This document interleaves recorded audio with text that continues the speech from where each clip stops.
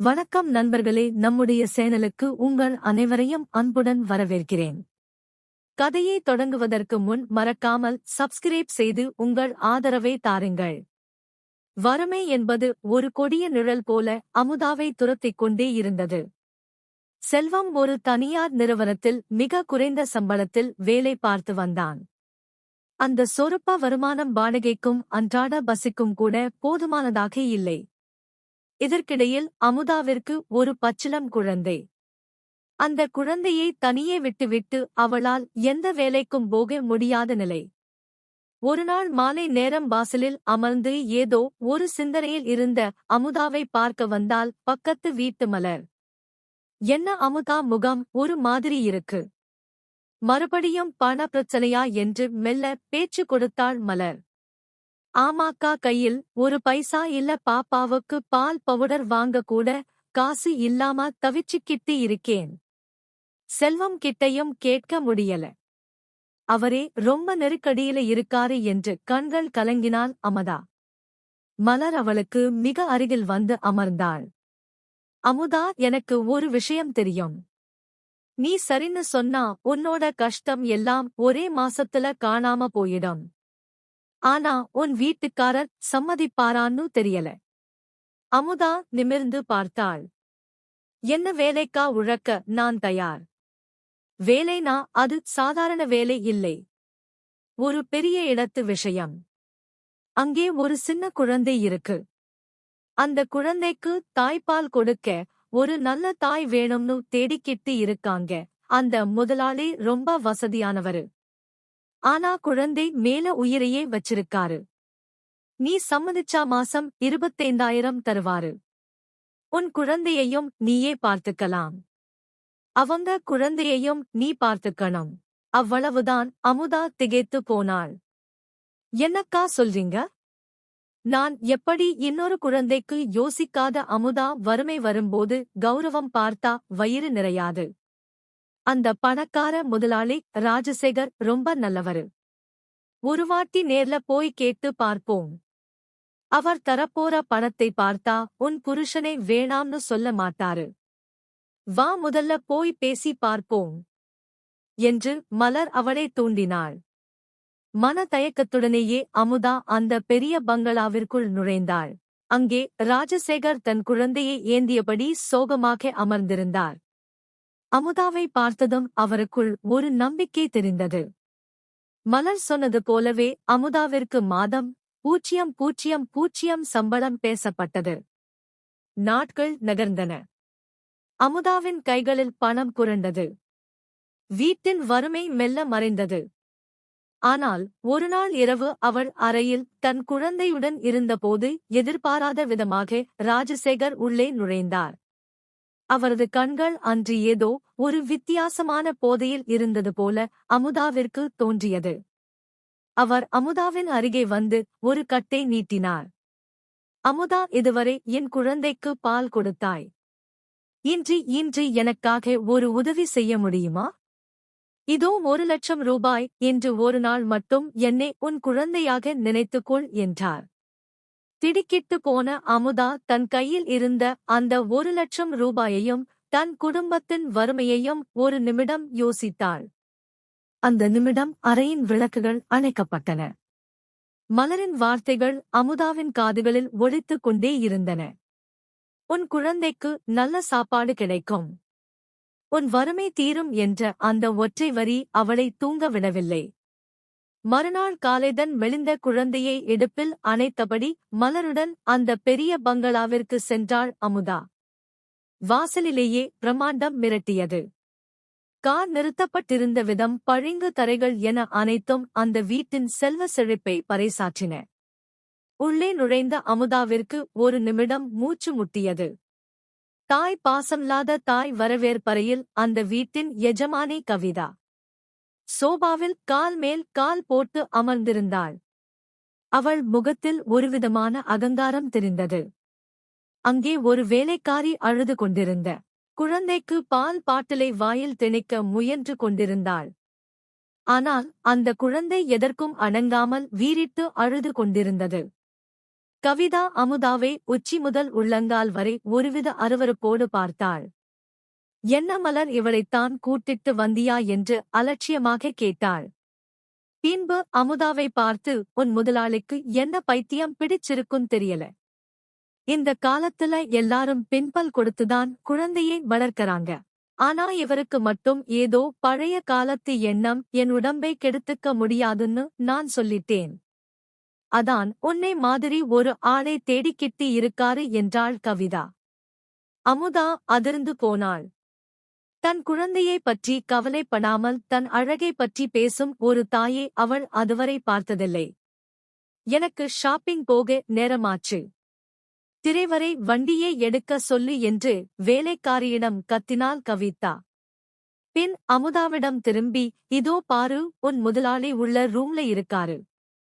அவர்கிட்டயே பேசி சம்பளத்தை முடிவு பண்ணிக்கோ.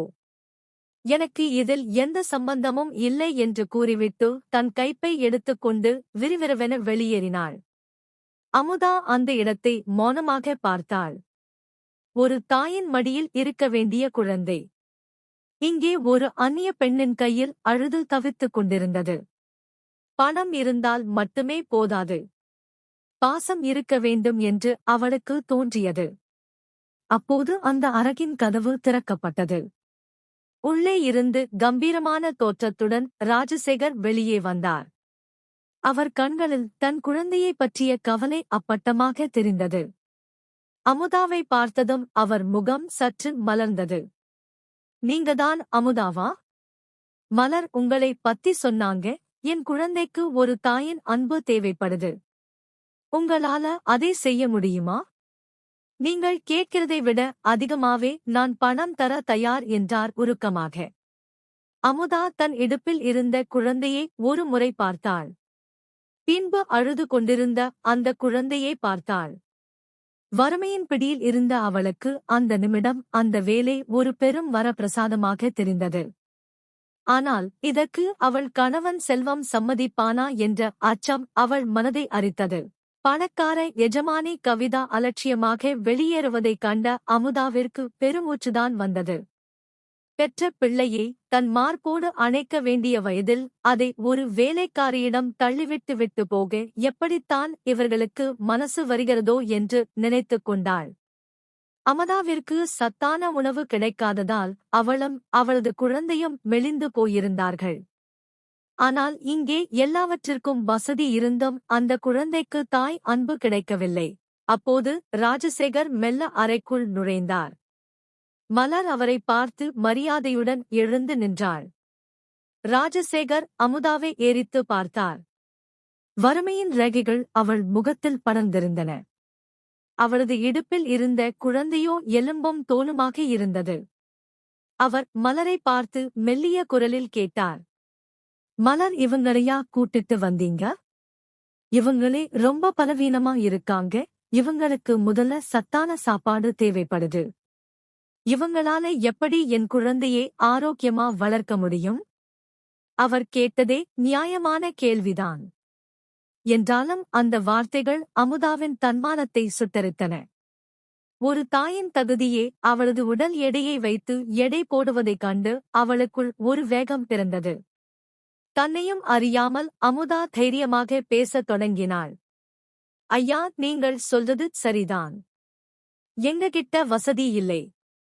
அதனால நானும் என் குழந்தையும் மெலிஞ்சு போயிருக்கோம். ஆனா ஒரு விஷயம் புரிஞ்சுக்கோங்க, ஒரு குழந்தைக்கு தேவையான பாலை கொடுக்கிறது வெறும் உடல் பலம் இல்லை, அது ஒரு தாயோட மனசு. ராஜசேகர் வியப்புடன் அவளையே பார்த்தார்.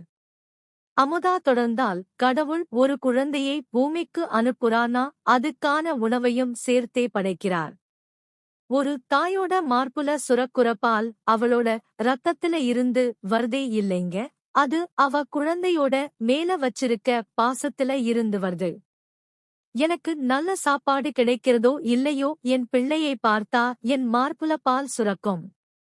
இதே பாசத்தை உங்க பிள்ளைக்கும் என்னால காட்ட முடியும். அந்த நம்பிக்கையில்தான் நான் இங்கே வந்திருக்கிறேன். அமுதாவின் இந்த தீர்க்கமான பேச்சை கேட்ட ராஜசேகரின் முகத்தில் ஒரு ஆச்சரியம் கலந்த மரியாதை தெரிந்தது.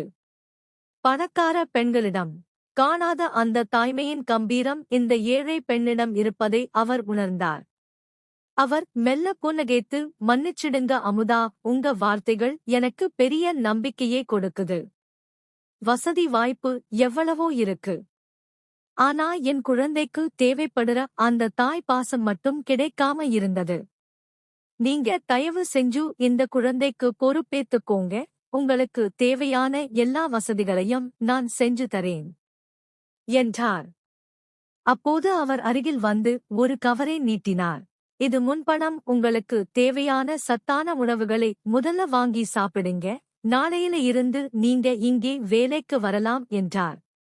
பணத்தை பார்த்த அமுதாவிற்கு ஒரு பக்கம் நிம்மதி இருந்தாலும் மறுபக்கம் தன் கணவன் செல்வத்திடம் இதை எப்படி சொல்லப் போகிறோம் என்ற பயம் நெஞ்சுக்குள் கனக்கத் தொடங்கியது. ராஜசேகரின் கண்கள் கலங்கி இருந்தன. அமுதா என் மனைவி பிடிவாதமாக இருக்கா. அவளுக்கு அவளோட அழகும் சமூக அந்தஸ்தும்தான் முக்கியமா தெரியுது. ஆனா பாவம், இந்த சின்ன குழந்தை பவுடர் பால் ஒத்துக்காம அழுது அழுது ரொம்ப மெலிஞ்சு போயிட்டான். என் பையனோட ஆரோக்கியத்துல என்னால இனிமே சமரசம் செஞ்சுக்க முடியாது என்று ஆதங்கப்பட்டார். அமுதா மெல்ல கேட்டாள். சரிங்கய்யா, எனக்கு என்ன சம்பளம் தருவீங்க? ராஜசேகர் தயக்கமில்லாமல் சொன்னார். உங்களுக்கு மாதம் 000 தரேன். இது போக உங்களுக்கும் உங்க குழந்தைக்கும் தேவையான சத்தான உணவுகள், மருத்துவ செலவு எல்லாத்தையும் நானே பார்த்துகிறேன். என் குழந்தை ஆரோக்கியமா இருந்தா அதுவே எனக்கு போதும். அமுதாவிற்கு தலை சுற்றியது. தன் கணவன் செல்வம் ஒரு மாதம் முழுக்க உழைத்தாலும் இதில் பாதி கூட கிடைக்காது. வீட்டுக்கு வந்ததும் தயங்கி செல்வத்திடம் விஷயத்தை சொன்னாள். செல்வம் முதலில் அதிர்ச்சியில் உறைந்து போனான். என்ன அமுதா சொல்ற? அடுத்த வீட்டு பிள்ளைக்கு நீ பால் கொடுப்பியா? ஊர் உலகம் என்ன பேசும் என்று கோபப்பட்டான். உலகம் பேசுறது கேட்டா நம்ம பிள்ளை பசியில செத்துடுங்க. அந்த வீட்டு முதலாளி நல்லவரு. அவரோட குழந்தைக்கு ஒரு தாய் தேவைப்படுறா. நமக்கோ பணம் தேவைப்படுது. நம்ம குழந்தையோட எதிர்காலத்துக்காக இதை செய்ய விடுங்க என்று அமுதா கெஞ்சினாள். நீண்ட நேர போராட்டத்திற்கு பிறகு வறுமையின் கொடுமை அவனை சம்மதிக்க வைத்தது. மறுநாள் காலை அமுதா தன் குழந்தையை தூக்கிக் கொண்டு அந்த பெரிய பங்களாவிற்குள் நுழைந்தாள். ராஜசேகர் அங்கே காத்திருந்தார். அமுதாவை பார்த்ததும் ஓடி வந்து தன் மகனை அவளிடம் ஒப்படைத்தார். அமுதா, இன்னைக்கு முழுதும் நீங்க இங்கேயே இருக்கணும். ராத்திரி 9 மணிக்கு மேல நீங்க வீட்டுக்கு போகலாம். உங்களுக்குன்னு ஒரு தனி அறை ஒதுக்கியிருக்கேன் என்றார் ராஜசேகர். வேலைக்காரி ஒருத்திய அமுதாவை அந்த அறைக்கு அழைத்து சென்றாள். அது ஒரு சொர்க்கம் போல இருந்தது. குழந்தைகளுக்காகவே பார்த்து இழைக்கப்பட்ட அறை அது. ஆனால் அங்கே இருந்த ராஜசேகரின் குழந்தை பசியால் அலறிக் கொண்டிருந்தது. அமுதா மெல்ல அந்த குழந்தையை தூக்கி தன் மார்போடு அணைத்துக் கொண்டாள். அதுவரை பாலில் இல்லாத ஒரு கதகதப்பை அந்த குழந்தை உணர்ந்தது. அமுதாவின் அணைப்பில் இருந்த அந்த தாய்மையின் மனம் அழுகையை மெல்ல நிறுத்தியது. சிறிது நேரத்திலேயே அமுதாவின் அரவணைப்பில் அந்த குழந்தை நிம்மதியாக பால் குடித்துவிட்டு அவள் மடியிலேயே உறங்கி போனது. ஆனால் அந்த குழந்தை அமுதாவை கட்டி பிடித்திருந்த விதம் அவள் மனதிற்குள் ஒரு விசித்திரமான பாரத்தை ஏற்படுத்தியது. அப்போது கதவோரன் நிழலாடியது. அமுதா நிமிர்ந்து பார்த்தாள். அங்கே ராஜசேகர் நின்று கொண்டிருந்தாள். தன் குழந்தை அமுதாவின் மடியில் அமைதியாக உறங்குவதைக் கண்ட அவரது கண்களில் ஒரு திருப்தியும் அதே சமயம் சொல்ல முடியாத ஒரு இயக்கமும் தெரிந்தது. அந்த அறையின் குளிர்ச்சியும் மென்மையான மெத்தையும் ராஜசேகரின் குழந்தைக்கு பழகியிருக்கலாம். ஆனால் அமுதாவின் மடியில் அந்த குழந்தை அமைதியாக உறங்கிய விதம் அந்த பங்களாவிற்கே ஒரு புதிய அமைதியை கொடுத்தது. அப்போது அமுதாவின் சொந்த குழந்தை நிலவன் தன் தாயின் மடியில் வேறொரு குழந்தை இருப்பதை ஒருவித திகைப்போடு பார்த்துக் கொண்டிருந்தான். அவனது பிஞ்சு உள்ளத்திற்கு இது புரியவில்லை.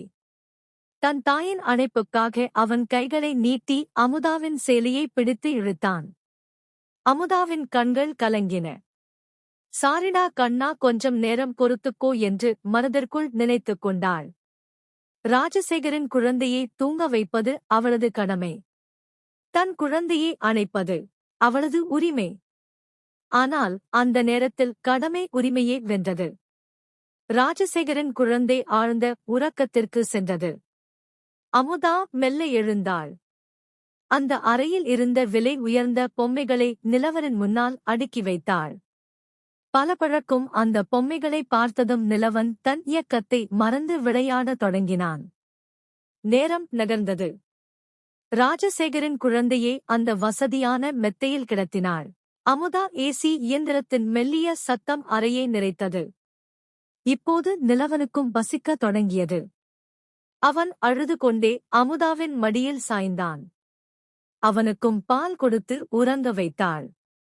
ஆனால் ஒரு தயக்கம் அவளை தடுத்தது. இந்த விலை உயர்ந்த மெத்தையில் என் மகனை கிடத்தலாமா? ஒருவேளை எஜமானி பார்த்தால் கோபிப்பாரோ என்ற பயம் அவளை ஆட்கொண்டது. வேறு வழி என்று மெத்தைக்கு கீழே இருந்த தரை விரிப்பில் தன் மகனை கிடத்தினாள். தானம் அவன் அருகில் தரையிலேயே அமர்ந்து மெல்ல கண் அயர்ந்தாள். அமுதா அறை தூக்கத்தில் இருந்தபோது அறையின் கதவு மெல்ல திறக்கும் சத்தம் கேட்டது. திடுக்கிட்டு எழுந்தாள். அங்கே ஒரு வேலைக்காரி கையில் ஒரு கண்ணாடி டம்ளருடன் நின்று கொண்டிருந்தாள். அதில் ஆவி பறக்கும் பால் இருந்தது. அந்த வேலைக்காரி பாலை அமுதாவிடம் நீட்டினாள். அமுதா ஆச்சரியத்துடன் அவளை பார்த்தாள். இது எதுக்கு என்று தயக்கத்துடன் கேட்டாள். அந்த வேலைக்காரி மெல்லிய குரலில் சொன்னாள். இதை முதலாளி கொடுக்க சொன்னாரு அமுதா. நீங்க 2 குழந்தைக்கு பால் கொடுக்க வேண்டியிருக்கு. உங்க உடம்புல சத்து இருந்தாதானே அவங்க ஆரோக்கியமா இருக்க முடியும். இதை குடிங்க என்றாள். அமுதா அந்த பால் தமிழரை வாங்கினாள். அந்த பாலில் இருந்த சூட்டை விட ராஜசேகர் காட்டிய அந்த அக்கறை அவளுக்கு பெரிய ஆறுதலாக இருந்தது. ஆனால் அதே சமயம் அந்த வேலைக்காரி சொன்ன அடுத்த வார்த்தை அவளை அதிர வைத்தது. அமுதா, கவனமா இருங்க. முதலாளிக்கு குழந்தை மேல எவ்வளவு பாசமோ அதே அளவுக்கு அவர் ரொம்ப கண்டிப்பானவர். எப்போ என்ன நினைப்பார்னு சொல்ல முடியாது என்று சொல்லிவிட்டு அவள் நகர்ந்தாள். வேலைக்காரி நீட்டிய அந்த பால் தமிழரை அமுதா வாங்கினாள். இதை நீங்க குடிக்கணும் அமுதா, இன்னும் கொஞ்ச நேரத்துல முதலாளி பழங்கள் கொண்டு வர சொல்லி இருக்காரு. அதையும் நீங்கதான் சாப்பிடணும்னு கட்டளை என்றாள் அந்த பெண். அமுதா திகைத்து போனாள். இவ்வளவு பழங்களா? என்னால எப்படி சாப்பிட முடியும்? வேலைக்காரி சிரித்து கொண்டே சொன்னாள். முதலாளியோட கண்டிப்பான உத்தரவு இது. நீங்க நல்லா சாப்பிட்டு சத்தா இருந்தாதான் அவரோட குழந்தையும் ஆரோக்கியமா வளருமாம். அதனால மறக்காம சாப்பிடுங்க. அமுதா அந்த பாலை மெல்ல பருகினாள். சரியாக ஓராண்டு ஆகிறது. அவள் ஒரு முழு டம்ளர் பாலை குடித்து வறுமையில் பிடியில் இருந்தபோது 2 சொட்டு பாலில் அதிக தண்ணீரை கலந்து ஒரு தேக்கரண்டி சர்க்கரை போட்டு பேருக்கு ஒரு தேநீராக குடித்து பசியாறிய நாட்கள் அவள் கண்ணெதிரே நிழலாடின. இன்று ஒரு அந்நிய பெண்ணின் குழந்தைக்கு பால் கொடுப்பதற்காக இவ்வளவு உயரமான உணவு அவளுக்கு கிடைக்கிறது. காலம் மனிதனை எப்படி எல்லாம் மாற்றுகிறது. ஒருவேளை ரொட்டிக்காக இங்கே எனக்கு இன்று உலகமே காலடியில் கிடப்பது போல இருக்கிறது. ஆனால் இதற்கு காரணமாக இருப்பது இன்னொரு தாயின் கடமையை நான் செய்வதுதான் என்று நினைத்தபோது அவளது கண்கள் தானாக கசிந்தன. அடுத்த 4 நாட்களிலேயே அமுதாவின் தோற்றத்தில் நல்ல மாற்றம் தெரிந்தது. சத்தான உணவுகளால் அவள் முகம் பொழிவு பெற்றது. நிலவனும் அந்த பங்களாவின் சூழலில் கொஞ்சம் கொஞ்சமாக பழகியிருந்தான். ஆனால் அமுதா ஒரு விஷயத்தை நுட்பமாக கவனித்தாள். ஒவ்வொரு முறையும் அவள் ராஜசேகரின் குழந்தையை தூக்கிக் கொண்டு அறைக்குள் நுழையும் போது சில நிமிடங்களிலேயே ராஜசேகர் ஏதாவது ஒரு காரணத்தை சொல்லி அறைக்குள் வருவார். குழந்தை தூங்கிவிட்டானா, பால் குடிச்சானா என்று விசாரிப்பார். ஆனால் அவர் கேட்கும் கேள்விகளுக்கும் அவர் பார்க்கும் பார்வைக்கும் சம்பந்தமே இல்லாதது போல் அமுதாவிற்கு தோன்றியது. அவரது கண்கள் அமுதாவை ஒருவித விசித்திரமான நோக்கில் ஊடுருவின. அவர் அறைக்குள் வரும்போதெல்லாம் அமுதாவிற்குள் ஒருவிதமான அசௌகரியம் ஏற்பட்டது. உடல் சிலிர்ப்பது போன்ற ஒரு உணர்வு. அவர் உள்ளே நுழைந்த உடனே அவள் மடியில் இருந்த குழந்தையை மெல்ல கீழே இறக்கி விடுவாள். தற்காப்புக்காக தன் சேலையை சரி செய்து கொண்டு தள்ளி நின்று கொள்வாள். ராஜசேகர் தன் மகனை பற்றி கேட்டாலும் அவரது கவனம் முழுவதும் அமுதாவின் மீதே இருப்பதை அவளால் உணர முடிந்தது. அமுதா, உங்களுக்கு ஏதாவது வேணுமா? சாப்பாடு எல்லாம் சரியா இருக்கா என்று அவர் கேட்கும் விதம் கனிவாக இருந்தாலும் அந்த அறைக்குள் நிலவும் ஒருவிதமான மௌனம் அமுதாவை அச்சப்பட வைத்தது. வறுமை விலகிக் கொண்டிருக்கும் வேளையில் ஏதோ ஒரு புதிய விபரீதம் தன்னை நோக்கி வருவதை அவரது உள்ளுணர்வு எச்சரித்தது. ராஜசேகர் அடிக்கடி அறைக்குள் வருவது அமுதாவிற்குள் ஒருவித சங்கடத்தை ஏற்படுத்திக் கொண்டே இருந்தது. அனுமதி இல்லாமல் ஒரு பெண் இருக்கும் அறைக்குள் அவர் நுழைவது அவளுக்கு பிடிக்கவில்லை. 4 நாட்களாக பொறுத்து பார்த்த அமுதா இன்று தன் மௌனத்தை உடைக்க தீர்மானித்தாள். ஐயா, ஒரு நிமிடம். நான் இங்கே வேலைக்கு வந்தது உங்க குழந்தையை பார்க்கத்தான். ஆனால் நீங்க அடிக்கடி அனுமதி இல்லாம இந்த அறைக்குள்ள வருது எனக்கு சரியா படல. தயவு செஞ்சு இதை தவிர்த்துடுங்க என்று உறுதியாக கூறினாள். அமுதாவின் பேச்சை கேட்ட ராஜசேகரின் முகத்தில் கோபக்கோடுகள் தெரிந்தன. அவர் ஒரு ஏளன சிரிப்புடன் அவளை பார்த்தார்.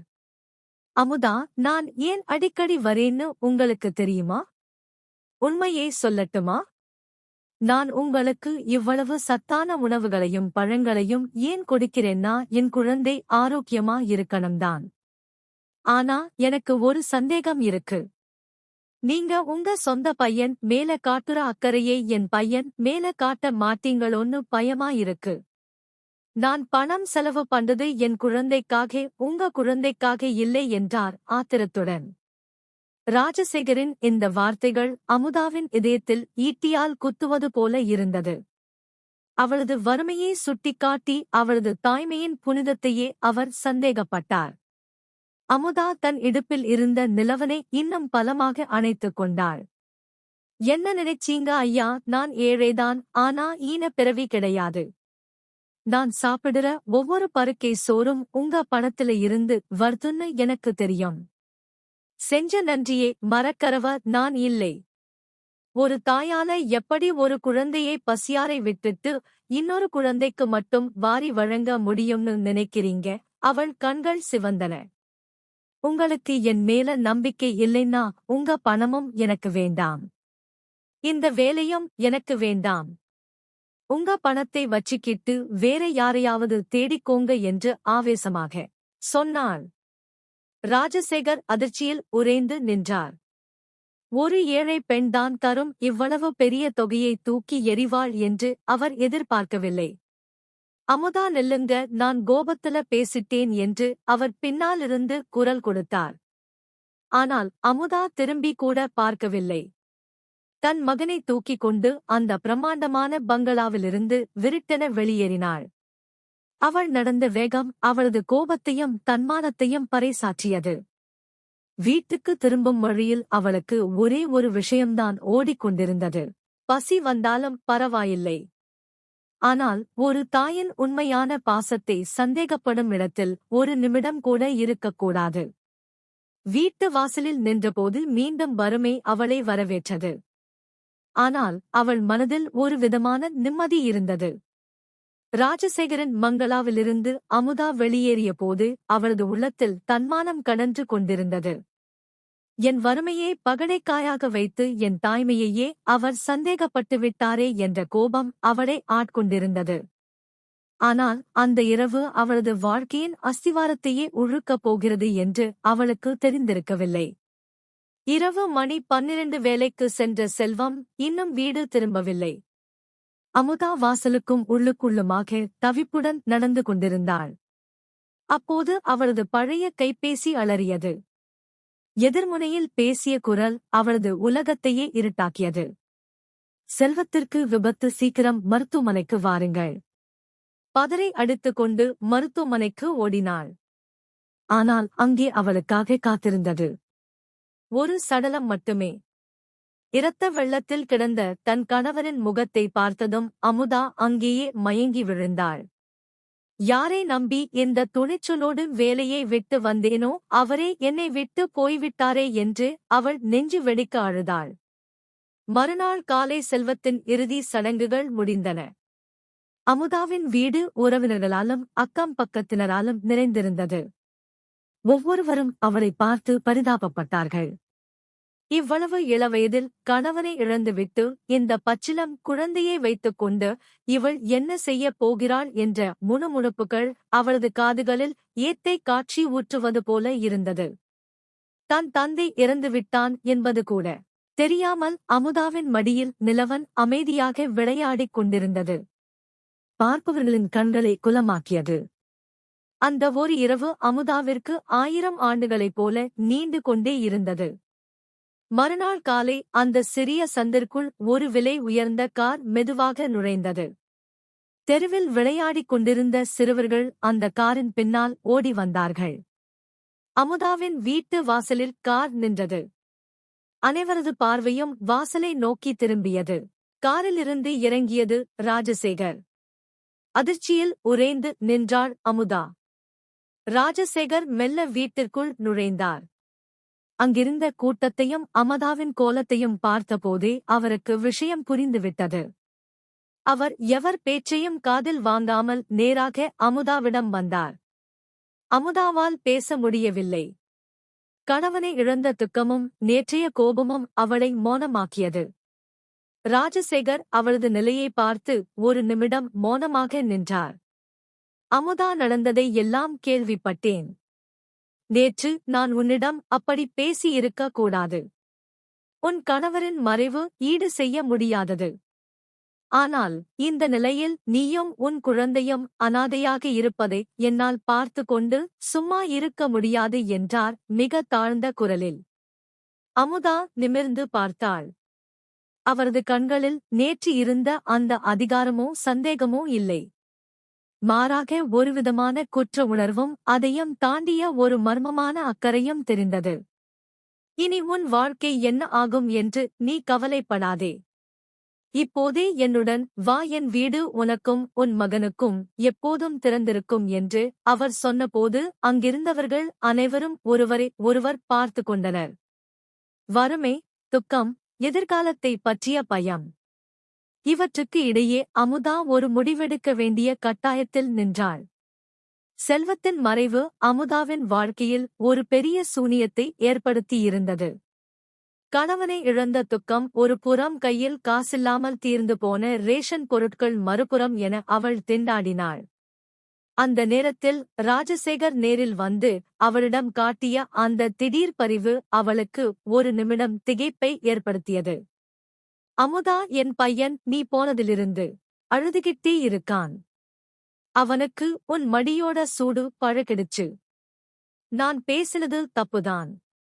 ஒரு பெத்த தாயே அவனை தவிக்க விட்டுட்டு போனப்போ வேற ஒரு தாய் மட்டும் அவனை எப்படி பார்த்துப்பான்னு ஒரு சின்ன பயம் எனக்குள்ள வந்துடுச்சு.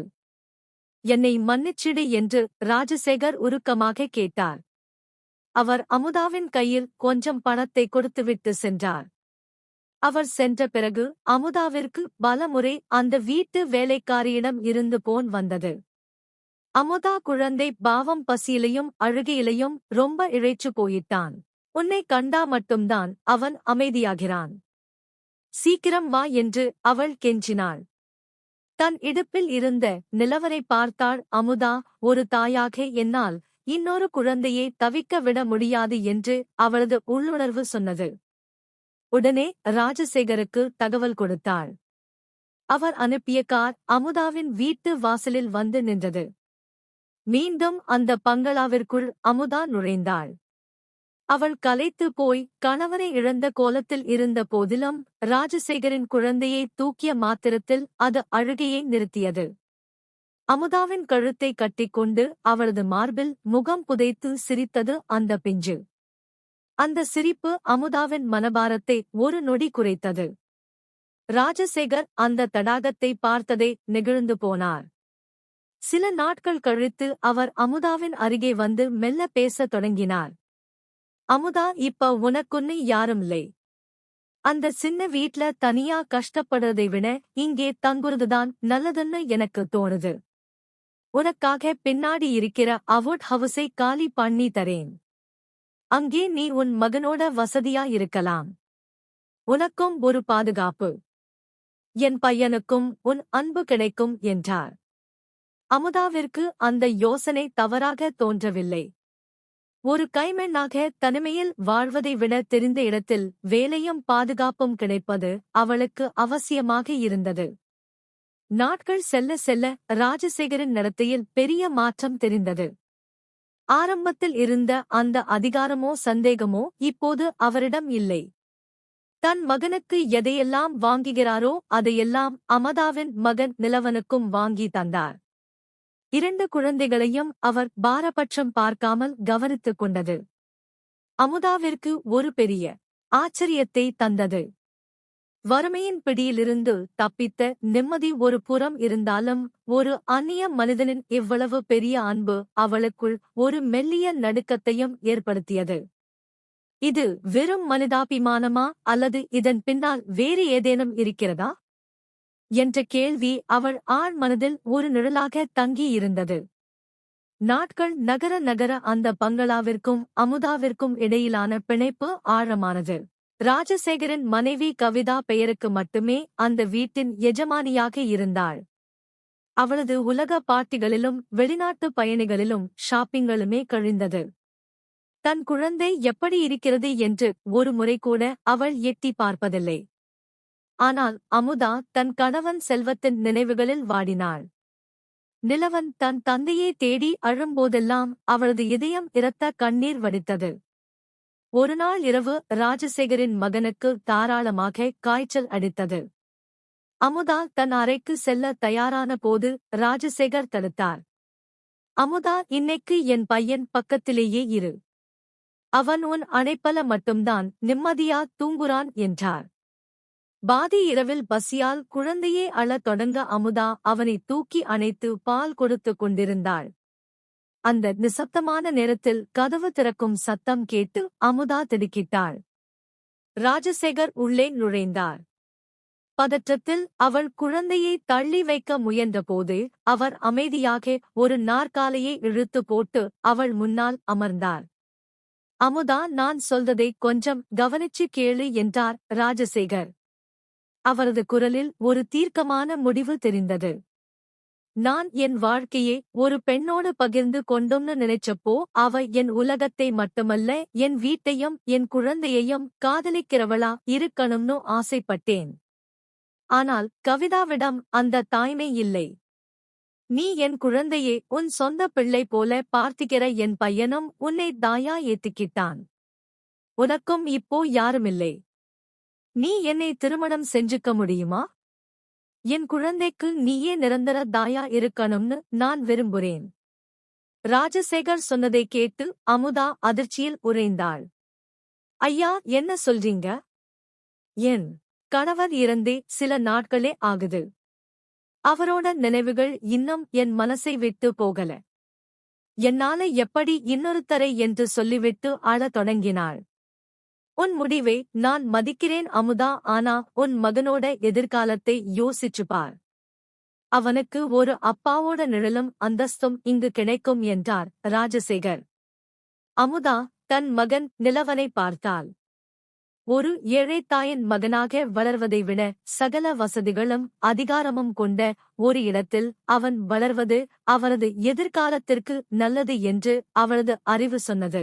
தன் மகனுக்காகவும் தன்னை தாயாகவே நினைக்கும் ராஜசேகரின் குழந்தையாகவும் அமுதா ஒரு பாரமான முடிவை எடுத்தாள். சரிங்கய்யா, என் மகனுக்காக நான் சம்மதிக்கிறேன் என்றால் மெல்லிய குரலில் அமுதா சம்மதித்த அடுத்த நிமிடம் ராஜசேகர் அதிரடியாக செயல்பட்டார். பொறுப்பற்ற மனைவியான கவிதாவிற்கு விவாகரத்து நோட்டீஸ் அனுப்பினார். அவள் அலறினாள், சத்தமிட்டாள்.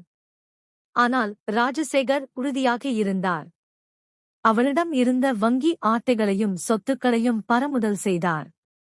ஆடம்பரமே வாழ்க்கை என்று இருந்த கவிதா ஒரு நொடியில் அனைத்தையும் இழந்து தெருவிற்கு வந்தாள். ராஜசேகர் அமுதா திருமணம் மிக எளிமையாக நடந்தது. ஆரம்பத்தில் அமுதாவிற்குள் ஒருவித அச்சமும் குற்ற உணர்வும் இருந்தன. ஆனால் திருமணத்திற்கு பிறகு ராஜசேகர் காட்டிய அன்பும் நிலவனை அவர் தன் சொந்த மகன் போல தூக்கி சுமந்த விதமும் அவளை நெகிழ வைத்தது. ராஜசேகரின் மகனுக்கு ஒரு தாயின் பாசமும் அமுதாவின் மகனுக்கு ஒரு தந்தையின் அரவணைப்பும் கிடைத்தன. மூடி கிடந்த தன் வாழ்வியல் கதவுகளை இறைவன் ஒரு வடலையின் வடிவில் திறந்துவிட்டதை எண்ணி அமுதா கண்ணீர் மழுக நன்றி கூறினாள். வறுமையின் பிடியிலிருந்து மீண்டு அன்பின் நிழலில் அவரது புதிய வாழ்க்கை இனிதே தொடங்கியது. இது போன்ற கதைகளை தொடர்ச்சியாக கேட்க லைக் பண்ணுங்க, ஷேர் பண்ணுங்க, கமெண்ட் பண்ணுங்க, மறந்து விடாமல் சப்ஸ்கிரைப் பண்ணுங்க.